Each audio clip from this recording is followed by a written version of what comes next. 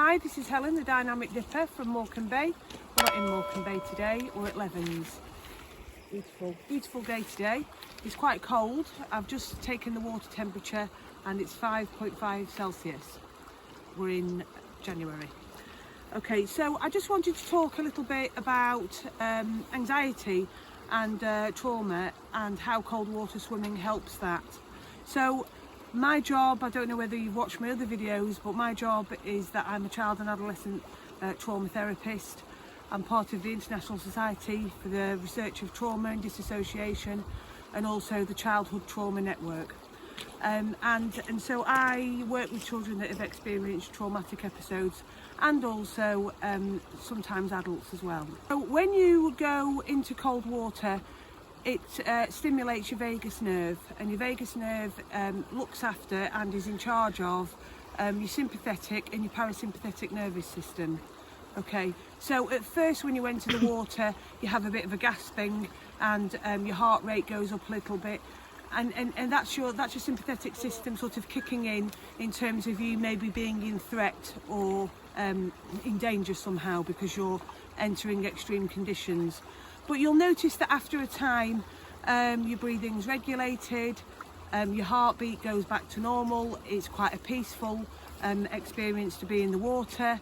It's enjoyable, there's a lot of stillness around it, and actually after you come out of the water 20 minutes later, you will notice that you're able to take a deep breath. So sometimes when people experience anxiety and they've experienced trauma, they live sort of in a hypervigilant state, and they breathe from sort of here upwards. They don't do belly breathing and they never feel deeply relaxed.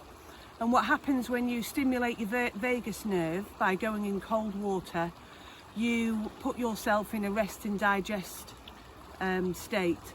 And so the more times you go into cold water, the more your body gets used to regulating, and you sort of stay in your window of tolerance, if you will, in terms of how you can manage things and your emotions, and also, you know, your sort of your somatic things that are happening within your body. So you'll notice that over time, if you've been dipping 2-3 times a week in cold water, that actually those symptoms of anxiety have lessened, and also it helps low mood.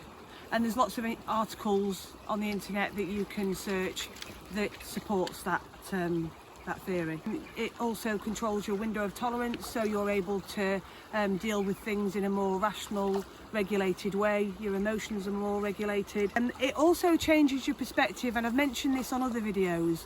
It also changes your perspective on your coping capacity, and so it sort of widens your coping capacity. You feel like you are much more brave, able to manage difficult situations, able to manage stress, and it's really got some brilliant beneficial psychological aspects to it, cold water swimming.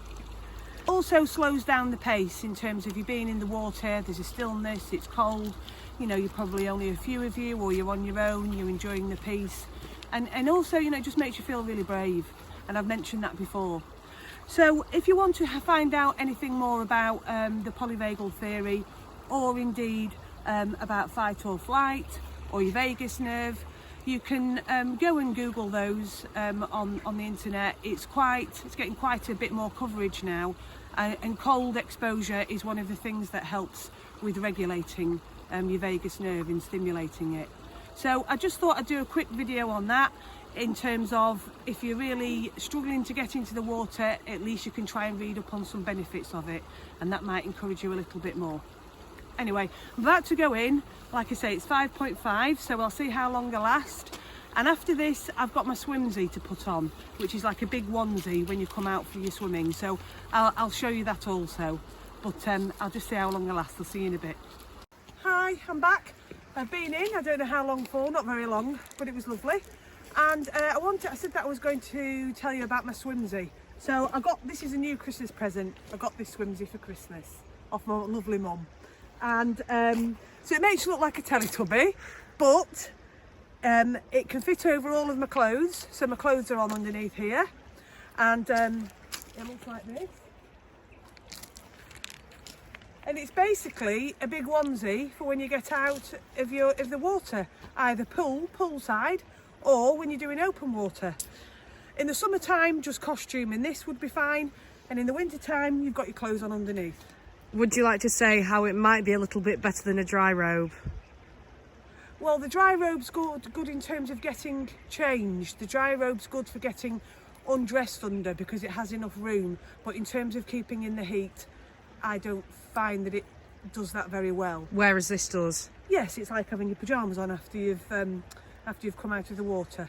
And could you explain the benefits of why having your clothes on underneath it is better, because it traps in? Yeah, so you're trapping the air in, aren't you? So you're trapping the air between your clothes and between the clothes and yourself and the onesie and the clothes, and so it's keeping you extra warm. Whereas in the dry robe, sometimes when you waft about, it's a little bit chilly. But this I really like, and it's very baggy and it's very comfy. And easy to get on. And easy to get on. So there you go. It's over and out from Levens.